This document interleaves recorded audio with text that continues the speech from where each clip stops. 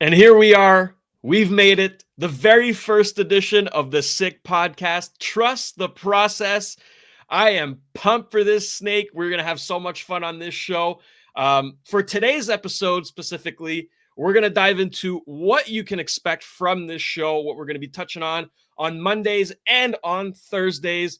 And of course, we're going to talk about the Habs rookie showcase, which prospects stood out, which didn't, and why you maybe shouldn't put too much stock into these games. After that, hey, it's fantasy season, folks. So I got something special cooked up for you. It's going to be a fun one. Let's get started. Turn up your volume.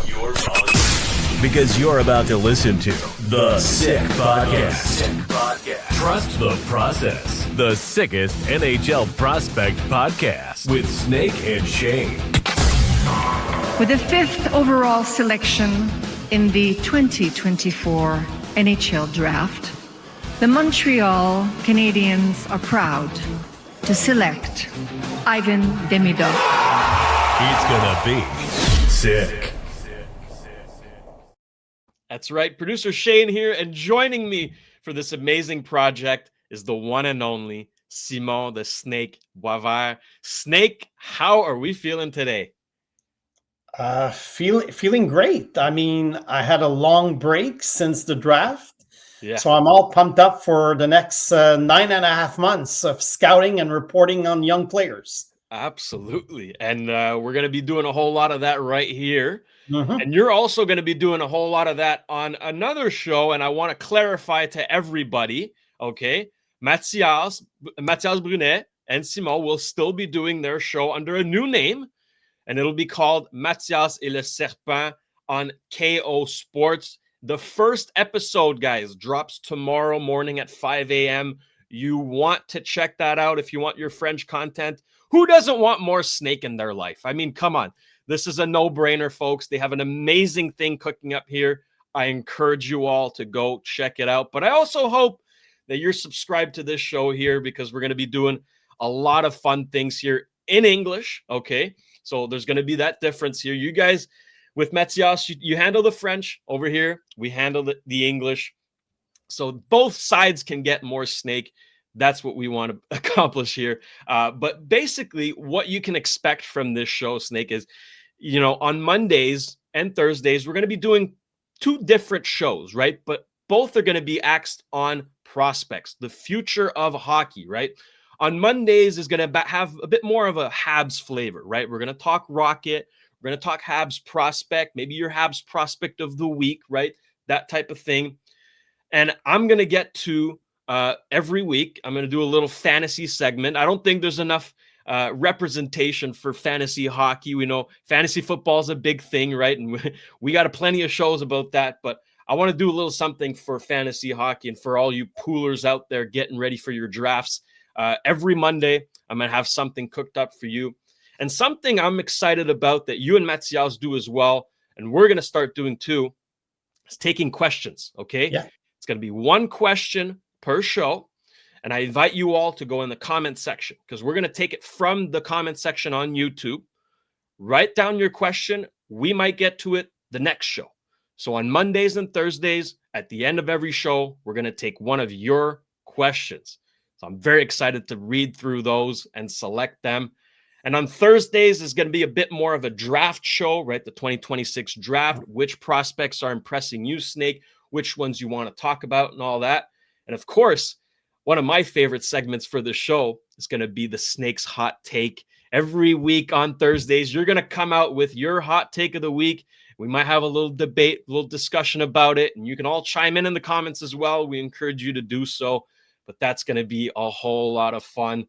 So that's what you can expect here at Trust the Process. Of course, the show is going to evolve as time goes on. We're going to change things. We're going to add things. We're going to take your input as well. We want to make this show for you, okay? But we're also going to have a lot of fun doing it. I'm pumped about it.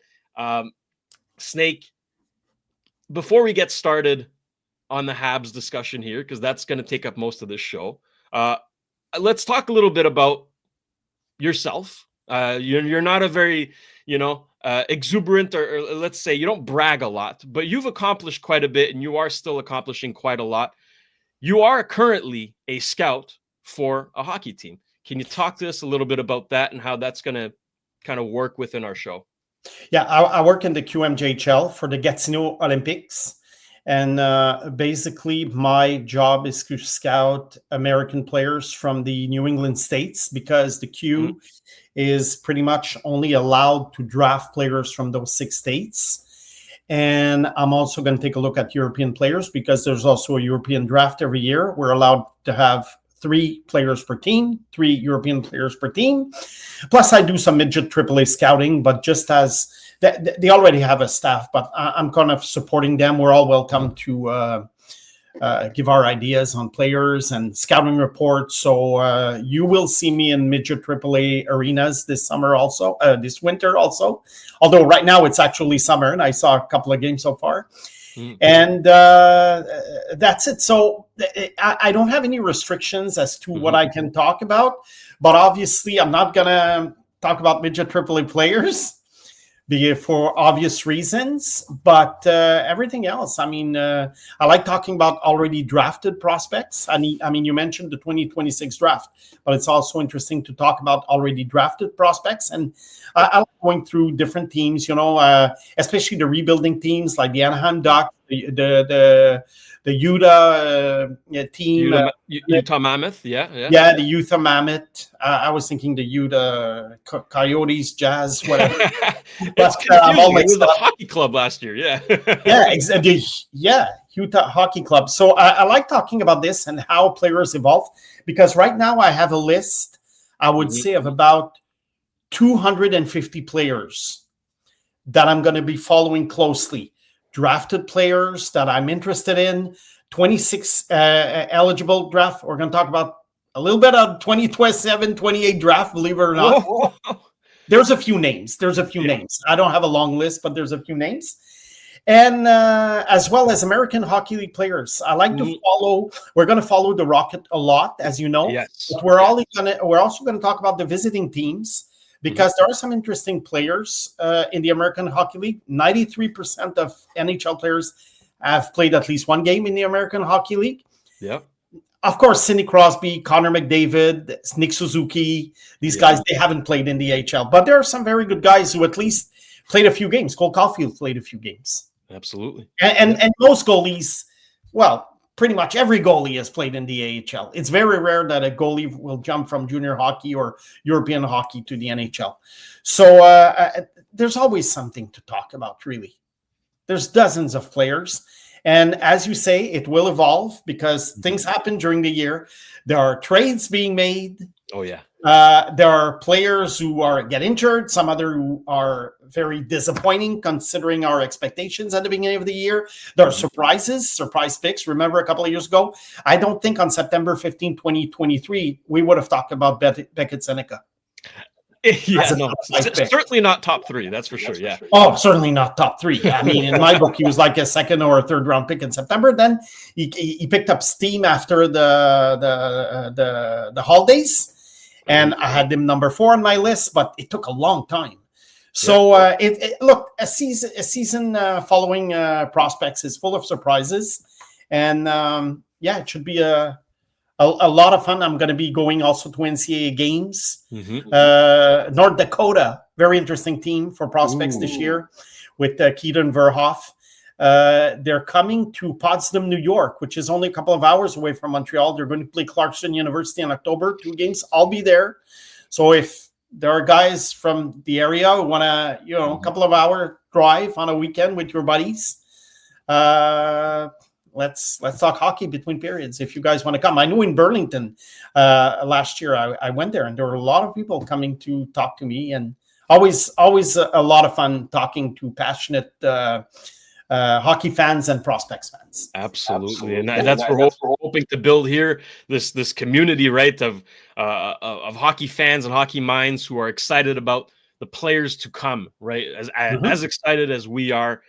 So we hope to see you all in the comments section, giving us your takes, your questions, all that good stuff. And Snake, an important point you mentioned there before we move on, the Laval Rocket, right? And for those who aren't aware, the SICK Media Network signed a very, very groundbreaking deal with the Laval Rocket to become their official French broadcasters. So on radio, okay, the French audio will be done by the SICK Media Network. This is monumental, folks. And that also gives us privileged access to the team and players. So you might see some more Laval Rocket flavors coming up on here, okay? I'm just putting it out there. That's all I'll say. Well, nowadays, with smartphones that you can plug into your car with Bluetooth, it's very easy to just listen to a broadcast. Whereas 10, 15 years ago, you had to rely on radio when you were in the car. Now people listen to podcasts. They listen to anything. So exactly. I think it's, you're in the car, listen to the Laval Rocket for our French viewers. I think it's good. I think it's very cool that you guys got this contract. It's massive, and credit to obviously Tony, credit to Agnello, Sammy, and the entire Cavallaro clan for making this happen. It's a massive step for the network, and we are pumped about it.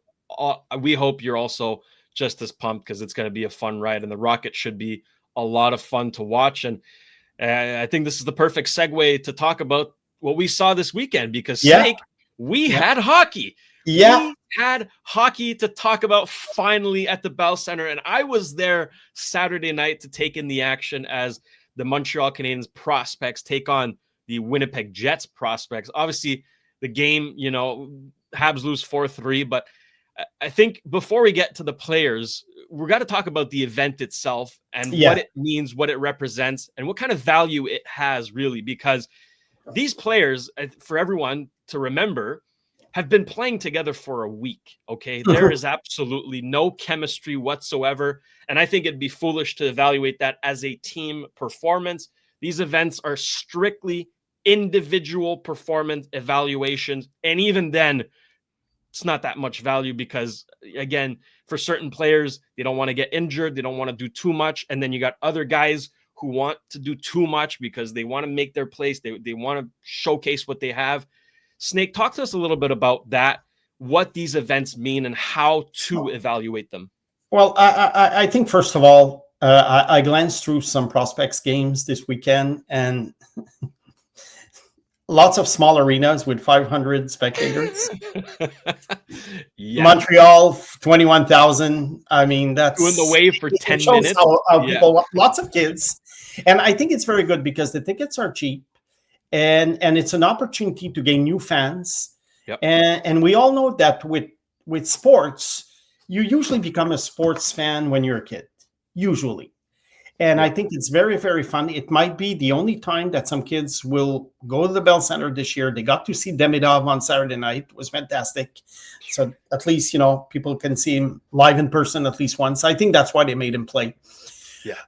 Also, the fact it's September 15th, Montreal hasn't played in 4 or 5 months. Mm-hmm. I think if you do that kind of showcase in February, people would go, but the enthusiasm was like, we're hungry for hockey. Yeah. So I think this is very good. It's very good marketing. As for the players, look, there's strange lineups when you think about it. You have some guys like Demidov, who obviously is a rookie, but just by name. I mean, the guy has no business being in a game like this. Nope.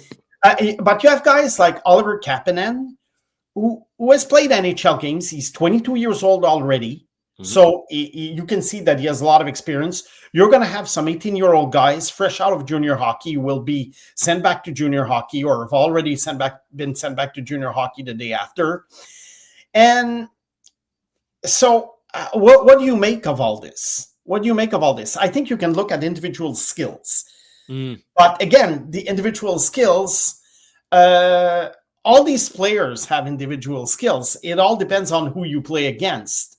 So a guy can be very good against the Winnipeg Jets rookie squad, but once you get to the NHL playoffs in 8 months, I mean, there's other guys with skill that can match this guy's skills, if you see my point. Exactly. So everything is relative, but I think you can see the skating, you can see the stick handling, and that's why these games are interesting, because you see the raw potential of some players. Exactly. No, that's it. And look, as I mentioned, the team component, right? The fact that there is no chemistry between the players kind of does hinder their performance in some regard. But like you mentioned, you kind of latch on to the flashes, right? You see, okay, this guy has that in his tool bag. Like he can actually do that at a high pace, at a fairly high level, right? So that becomes interesting. And you see also who stands out of the pack, right? If there's a player you're like, okay, this guy should be too good for this, but he's not. He's kind of like on the same level. You're like, ooh, okay, question marks. Or on the other hand, if a guy does stand out of the pack, you're like, well, yeah, obviously he's way too good. That's encouraging. And, I think that's pretty much what we saw from number 93. Yeah. To no one's surprise, 3 points out of 3 goals in the first game. Snake, watching him live, this player is electric. And really what I appreciated the most from him was the fact that he did take this game seriously and he was involved. He didn't just coast around. He wasn't waiting for the puck. He made plays happen. He was into this, right? He really took this seriously, and that's a testament to his character as well. We've heard all about this work ethic that he has, and he's a gamer. He wants to win, right? I think that was case in point right there Saturday night. I totally agree with you. He made Kapanen and Jack-I look very good. Very good. I like Florian, but I mean, obviously, lots of players would look much better than they actually are playing with Demidov. Kapanen, I know that there might be some folks out there who think that, oh, he has great chemistry with Demidov. Maybe he could be the second line center. Look, I don't think so. I don't think so. I don't think the guy has the offensive flair and skills to be a top 6 player. Could he be a bottom 6 player? It's a possibility, but don't expect much offense from this guy. Do you think he has a shot at this team this year, or do you think he's Laval bound right away? It's hard because look at the contracts. I mean, it's not what it used to be. You could battle for spots in training camps now, but now it's like all players are pretty much locked. I think could they keep him as a 13th or 14th forward? Will there be injuries? Possible. So I think he's on the bubble. If he goes to Laval, it's okay, but he's already 22. He's a forward. He's already 22. So do I see an NHLer in this guy? Maybe a couple of 100 games, 300 games, who knows? But do I see a point producer? Not at all. Not at all. Yeah. I think that's what a lot of fans... The guy was drafted, 62nd? I mean, not every 62nd pick is Lane Hudson. No 62nd overall picks don't have a career. So if you end up with a fourth liner who has, I don't know, 15, 20 points a year with the 6th second overall pick, I think it's fine. But sometimes expectations for prospects are very, very high. And if you tell a fan that a 62nd overall pick is going to be a 20-point guy, well, they might become very mad or disappointed. But really, it's a success when you think about it. Absolutely. Yeah. Absolutely. No doubt about it. And look, I think a lot of fans maybe have a skewed perspective of Kapanen because he was a point per game player over in Sweden, right? Yeah. But again, the Swedish Hockey League is not the NHL. Like, it's completely different. And it's a different game. It's a different game. Exactly. There's not much contact. There's not much contact. Bigger ice surface, and look at the scoring leaders year after year of leagues like the SHL, the Liga League in Finland, the KHL. Yeah. I mean, you see guys sometimes who couldn't even make the AHL. So no disrespect, but I mean, these leagues to me are way, way below the American Hockey League. And I know some folks will disagree, but take the best Swedish hockey team and have them play a game against, I don't know, the Calder Cup winner. I think it's a 6-1 game, honestly. I know that an all-star team from Sweden came to play against an all-star team from the AHL many years ago, maybe 10 years ago. And it wasn't even a game. Yeah, no. I mean, the AHL dominated. So you put them on the Laval ice surface And you put the Rocket against a Swedish team, and I think the Rocket wins easily. Exactly. And look, it's no disrespect to Kapanen. I think he's a fine player, and for a second round pick, great value. I mean, like, you can't really ask for much more. But of the players that we saw this weekend, Snake, let's be honest now, there's only one that's ready for the NHL. Like, every other player that we saw, we're going to say the real things here. We're not going to sugarcoat anything. They all need seasoning, either in the NHL or in juniors. Which is normal. That includes number 64. Okay, I know a lot of people want David Reinbacher to make the team out of camp because he's a right-handed shot. This guy missed three-quarters of the season last year. It's normal. He's going to need time, and he needs the reps, and he's going to get the minutes in Laval this year. Snake, I don't think it makes no sense for him to make the team out of training camp. That's exactly what I was going to say. He needs reps. For sure. When you miss almost like an entire season, whether you're 20 years old or 30 years old, you're going to be behind, especially especially when you're young guys, because there are crucial years in your development. So was he great this weekend? I think he was okay. He made a couple of mistakes, but I think overall it was okay. But again, what are the expectations? I mean, look at the defensemen who were drafted in 2023. Okay, we all know Mishkov was drafted after. I would have taken Mishkov. Most people would have taken Mishkov, but you know what? The Habs didn't want him. For they had reasons not to want him. So let's forget about Mishkov. Now let's look at the defensemen who were drafted that year. Yeah, none of them has really done anything right now in the NHL. Nope. And so it takes time with defensemen. Forwards, I'm a little bit more impatient. I want to see them contribute quickly. But look, Reinbacher is going to be what? He's going to be 21 this season. It's his 21-year-old season.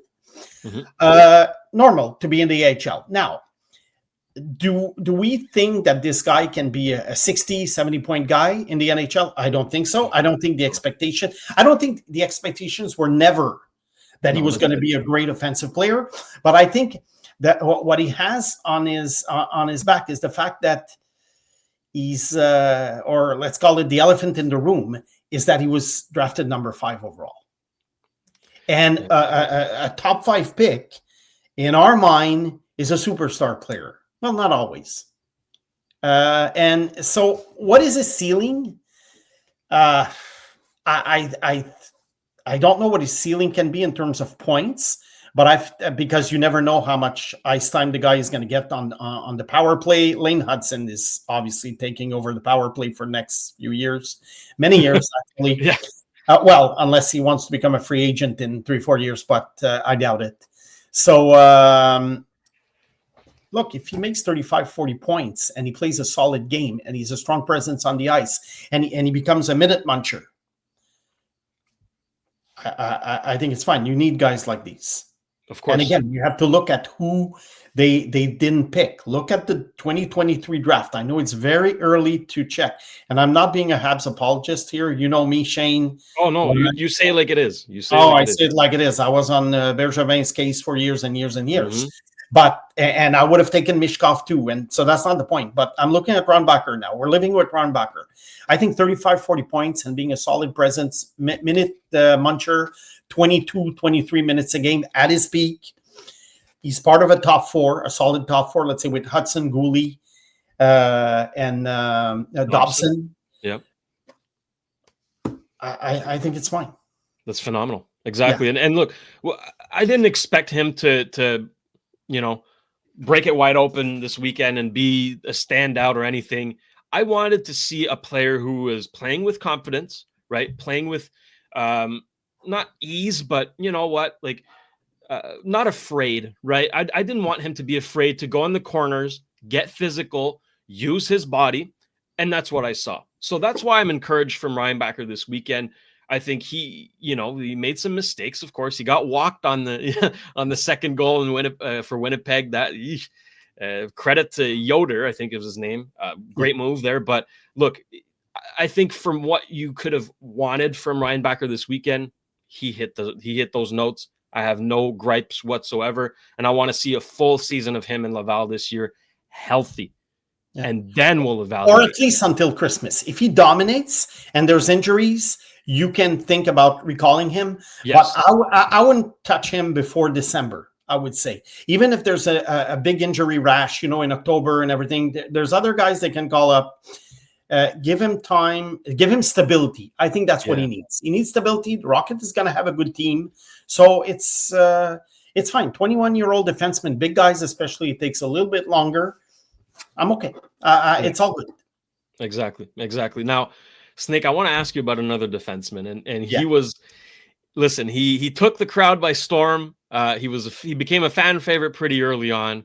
Owen Protz, the train on the ice. I mean, he took some guys' heads off. It was phenomenal. And that's his calling card. That's what we expect out of him. We want to see those big hits. He's a punishing player. When he's on the ice and you're the opponent, you grip your stick a little harder. Your shoulders are a little tighter, right? That's what you want out of him. But Snake, I want to ask about everything else, right? It's all fine and dandy to be a great hitter. Yeah. But do you think he has the qualities to make him an NHL player down the road? I think he has a lot to work on. Yeah. The only thing, because you have, although you have to have some minimal contribution, let's say, to the game, aside from being a hard hitter. I think he needs a lot of time. This guy, again, he's a late round pick, so let's not expect too much. But when it comes to these guys, I find that it's very hard to predict whether they're going to make it or not, because they have one thing, let's call it the skill, right, that is in demand. And there are some journeymen who have been able to have a 200, 300, 400 game career just because they were hard hitters. Look at how many teams Jared Tenorti has played on. Jared Tenorti is not a very good hockey player, but he's had a long career. I mean, up and down and up and down, but still, the guy had a career and he made money. Yeah. So, because there's always a team that's looking for a 7th, an 8th defenseman, or a 9th defenseman. They send him to the American Hockey League. They call him up when there's injuries. Oh, he can play 8 minutes a game, 10 minutes a game. So they're very hard to predict because they have one. When a player has one skill, let's call it, that stands out, or one characteristic that stands out, you never know how they can be used. Like a guy who has a booming slap shot, a guy who's very strong, a guy who's very crafty. There could be a spot for them, but as far as having a very, very long and stable career, it's a little bit harder. No, that's it. Yeah. Well, anyways, it was fun to watch, but again, I think fans, need to temper expectations with a lot of these prospects. Most of them are never going to get an NHL game, no. Right? So let's just make that very clear. But it's fun hockey. It was exciting. It was physical. I mean, that's what we expect from these prospect games. Lots of fights. I think there was 3 fights against Toronto, right? Big hits. These players want to showcase what they have. It's a lot of fun. Snake, one more player I want to ask you about here is a guy that has a lot of pressure on him this year to perform. And of course, it has to do with when he was drafted. Philip Meshar, first round pick, not overall, first round pick. 26th overall, I think. Yeah. But still, when you have that first round pick label on you, there's pretty high expectations. And you know what? Injuries have plagued him. He has not been a lucky player. But man, even when he is healthy, can you see the potential here? Like, does he have a shot down the road at making the NHL, or is he an AHL player? Yeah. AHL player. And he's going to go back to Europe once his contract is up. It's going to be more suited for him. He had a nice, let's call it nice goal yesterday. Good shot, It's nice. But overall, the guy he's a periphery player. Okay, periphery players in today's NHL have a very, very limited potential of making it. Because one thing I want to mention is that you were saying about the prospects game. Okay, that's one thing. Then you have training camp. Then the next level is pre-Christmas NHL hockey. Then you have post-Christmas NHL hockey. Then you have the playoffs. So you see how many levels there are before a player that a player has to escalate before he becomes an impact player. So, like you say, let's not get carried away with rookie games. But getting back to Meshar, the thing that he has, had he been like chosen, let's say Lane Hudson is chosen 26 and Machar is chosen 62nd. Well, it would be like, oh, well, late second round pick. Most guys don't make it. Okay. But he was picked 26. So that means that, and the Habs, they passed on Yuri Kulik, who's been pretty good with Rochester. He came to the American Hockey League at a very young age. He's going to be on the Sabres top 6 this year. Yep. And he was drafted right after Machar. And also they had similar profiles in the sense that they were both from the same area. I think one is a Slovak, the other one's a Czech. Yep. But, it's the same kind of hockey. They played the same kind of caliber. So the Habs saw both. So obviously on their list, Machar was ahead of Kulik, or did they draft Machar because he knew Slavkovsky? We know that, some teams, I don't know how much importance teams give to this, but teams who want to build a culture, usually you see the Habs, the way they want to do. They want good people. They're building a culture, and that's fine. But if you draft Machar ahead of Kulik just before he's friends with Slavkovsky, I think that's a great move. But hockey-wise, he was probably ahead of Kulik on their list. That's fine. But this guy, I see nothing. Like I say, some guys, it's hard to predict because of the Machar. He's a periphery player. He's going to go back to whatever European league in 2-3 years. It's unfortunate because you always want these players to succeed, and I've having had the chance to interact with Philip himself, great kid, really, really nice, good head on his shoulders. But the NHL is a hard business, man. It's a hard business. Look, when I say this about players, look, if it motivates them and it helps them, that's fine, because I don't know the players personally. I have nothing against the players, whether they play for the Habs or the Ducks or the Sharks. I mean, I'm just there to give my opinion on what I think of them on the ice. Sometimes I'll be right. Sometimes I'll be wrong. So look, if Machar becomes a third line player with the Habs, I mean, good for him, because I think as a 26th overall pick, this is what you can expect. You're expecting a third line player usually would win a 26th overall pick. Look, they got Lane Hudson, so you just switch both and it doesn't matter. Exactly. If you get 2 good players per draft, it's a success. It's safe to say the 2022 draft was booming thumbs up for the Habs already. We can already give them that credit.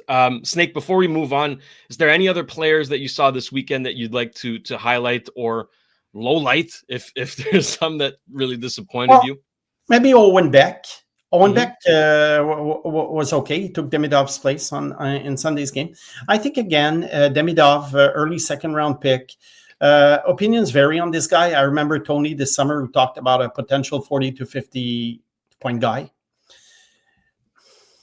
Look, I would tell Tony that last year there's 198 players who got at least 40 points. That's 6 per team. That means that Beck would have to be the 6th best player on the Habs.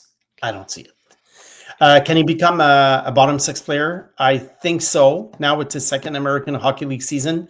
He has to dominate a little bit more offensively, because even if you don't expect the guy to be an offensive force in the NHL, at the inferior level, you have to score goals.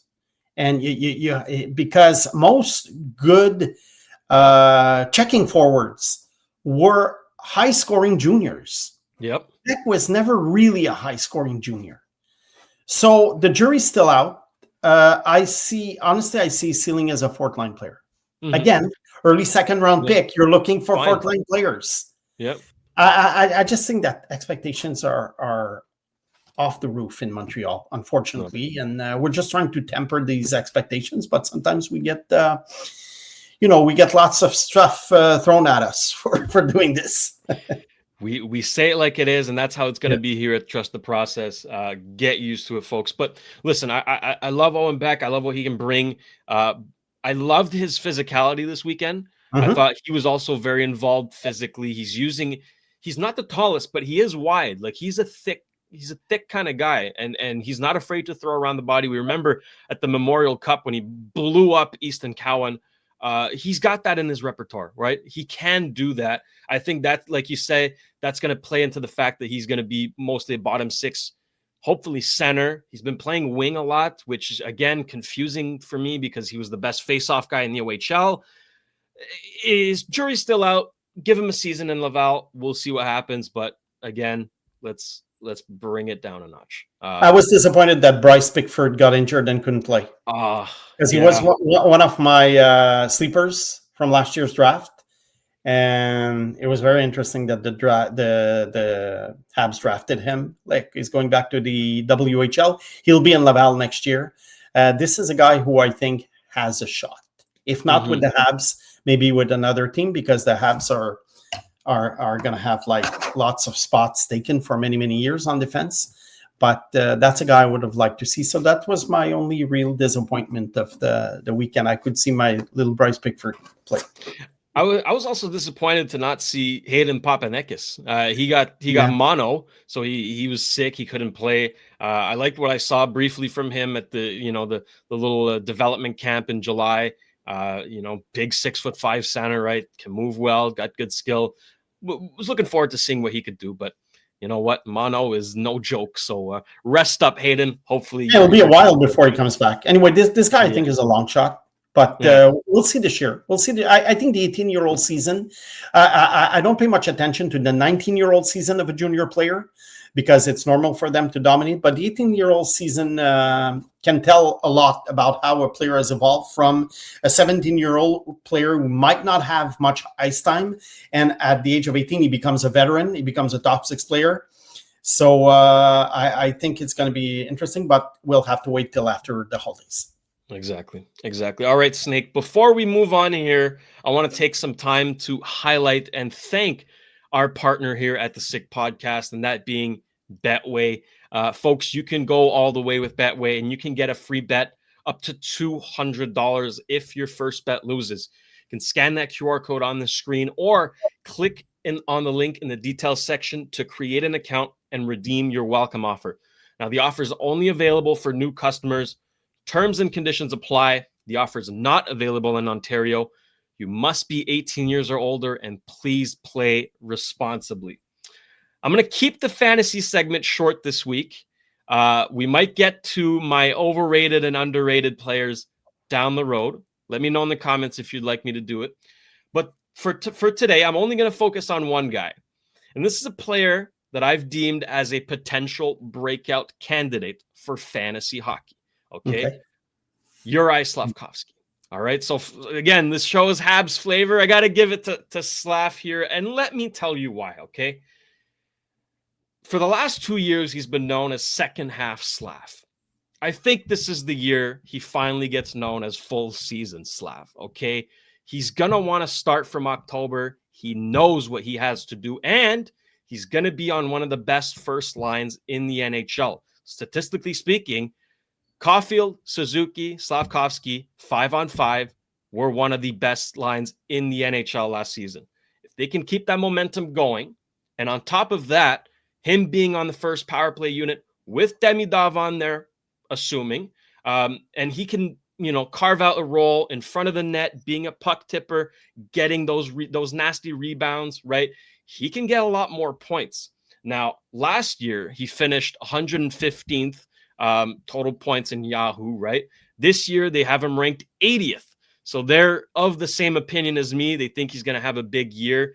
His average draft pick is 90. So he gets picked around the 9th, 10th round, right? And that's about where I have him as well. But Yahoo, I don't know. Listen, Yahoo projections are out of whack because they project them to actually be worse than last year. They project them to be 126th this season. So if you have a chance to draft Slav from the 8th to 10th round, especially if you can stack him with either Caulfield, Suzuki, or Hudson, those are my 3 possible stacks for Slav. I would absolutely draft this player. Hits-wise, he's averaged 2.46 hits per game last season. That's really good for fantasy, especially if you're in a category league. I mostly play points league, so that's why I say he's going to break out. He was already good category-wise. Plus minus as well should go up if you're playing with plus minus.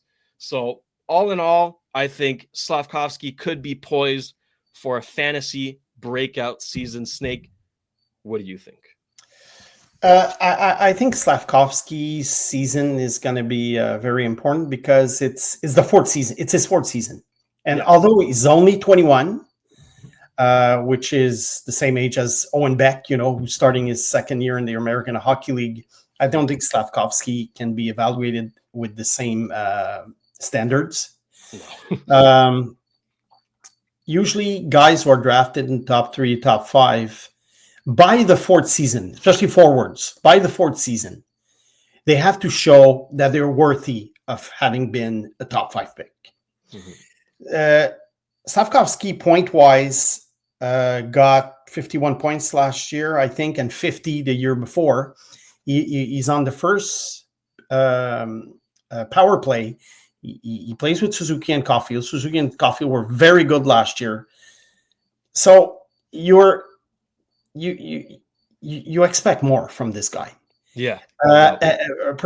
Development is not linear, and I think that from year 1 to year 2, he made a giant step, because in year 1, I think he was just putting getting his feet wet, right, which is normal at 18. In 19, you could tell that the guy, okay, maybe next year he's a 60, 70-point guy. He wasn't.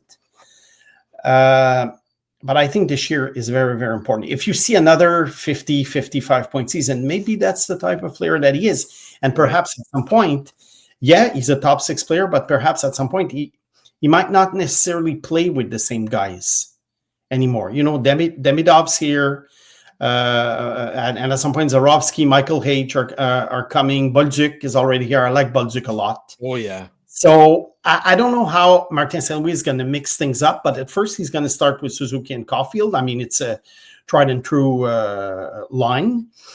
But it's I would have a hard time predicting where Slavkovsky is going to be. I would say if he goes over 60 points this year with the same playing conditions as last year, I think it's fine. Mm-hmm. But he has to show more. I know we're talking fantasy here, but if we're just talking on the ice, I'm trying to combine both, because I'm not an expert pooler, honestly, because points sometimes it's kind of random, Mm-hmm. Some guys I remember Martin St. Louis a long time ago. He had a very bad season point-wise, but he was playing so well. And then I took him into my pool the year after, and he won the Artros Trophy. Ah, there you go. So because you could tell that he was just not lucky. So, but I think Slavkovsky, a satisfying season would be over 60 points. I agree. Between 50 and 60, you're kind of on a treadmill, I think, for this guy. That's what I'm expecting as well from him. And, he's got the peripherals as well. He doesn't mind blocking shots. We've seen it last year. He's not a big blocker, but he can get in front of the puck, and it's the hits for me. The hits add a lot of points. So on nights where he's not getting you a goal or an assist, he'll get you 2 to 3 hits at least with a few blocks. That's really good for fantasy wise, especially category leagues. So whichever league you're in, and if you're in a dynasty league, those are harder to manage, right? Because like Snake said, he's going into his 4th season. I don't know that you want to draft him super high, but I wouldn't put it against you if you wanted to get him in the 5th or 6th round, right? What you have to do, I'm sorry to interrupt you, but when you look at a hockey pool, you look at the standings, not the standings, but the player list from the scoring list from before, and look at where a 60-point player, where he ended on the list. Like I told you, 198 guys got 40 points. So if you have 10 participants and they draft 15 players each, well, obviously every player you draft, you expect that he's going to be a 50-plus point player, let's say. That makes sense. Where does a 60, 65-year-old point guy stand on the scoring list? And that's where you have to be realistic as to where you draft him. But I think 9th, 10th round, like you mentioned, I think it makes a lot of sense. There you have it. So possible fantasy breakout year for Uri Slavkovsky, and hopefully just an all-around breakout year. He's an important piece of this Habs rebuild, obviously being a first overall pick. So hopefully, and for anybody who drafts him, hopefully he does have this breakout season. Snake, that's all I got for today. Anything you'd want to add before we wrap up? Just looking forward to Thursday. I hope listeners enjoyed our first show together. I think we had a good time, and it's going to evolve throughout this season. And we didn't disagree on much today, but hopefully at some point we do. It'll come. It'll come. We both have hot takes, and listen, I didn't get to my overrated or underrated players in fantasy. That one we might disagree on. Oh, we might get to that on Thursday. Yeah, that would be fun. Yeah, before the season starts, we can do these segments and everything before, the real season starts with the Rocket and everybody else. Yeah, and it's draft season in fantasy, so I know I have one big one on Saturday and a few more down the road. I do about 3 to 4 leagues per year. Never finished below 4th. Just saying. So I kind of do know what I'm talking about, but hey, if you have any questions, please let us know. We're going to go through them, and we will pick one that we will answer on the show on Thursday. Remember that, okay? So send in your questions, send in your fantasy questions, send in your draft questions, whatever they may be. We will select one per show. On Thursday, we're back here again. We're going to talk a little draft. We haven't really decided what we're going to talk about yet, but I promise you it's going to be a lot of fun. We hope you're tuning in. We hope you're subscribed. Snake, this was a blast. 46 minutes just blew by. We could do this for hours on end, but we want to limit ourselves so that we always have something to talk about in the next show. All the best to you, Snake, and I will see you on Thursday. Thank you, everyone, for tuning in. This has been the first edition of the Sick Podcast. Trust the process. Take care. And that's a wrap. Hope you don't miss us too much until next time. Follow the Sick Podcast, Trust the Process on YouTube, Instagram, Facebook, Google Play, and Apple Podcasts.